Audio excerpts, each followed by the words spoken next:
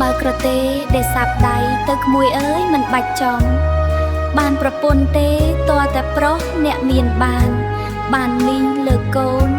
ស្រីឲ្យខ្លីងាយយល់ទេតាន់ព្រឹកប្រលឹម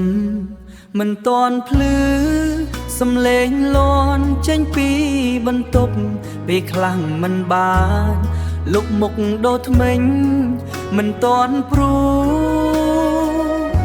ខ្លាចឡានចេញចោលជិះឡានដាក់ខែម៉ែអូនប្រាប់ឲ្យបងប្រើដៃមិនឲ្យចរណៃស្រឡាញ់បងប្រាក់ខែចាយមិនគ្រប់រួទាំងវេទនាផងមិនឲ្យនួនល្អងយកបងជាប្តីបងជាស្ទៀវរងចាំងមានតែចិត្តស្មោះស៊ីមិនបានម្ដាយអូនត្រូវការតែលុយបងក្រហាយគ្មានហងសយបងទាំងអត់លុយជីវិតដកសូនអានន់ជាតិនេះបានត្រឹមសង្សារអូនគ្រប់គ្រាន់ហើយសម្រាប់ស្ទៀវ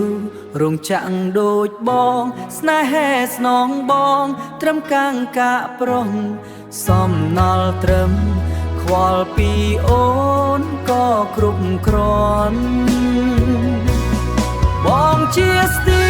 វរងចាំងមានតែចិត្តស្មោះ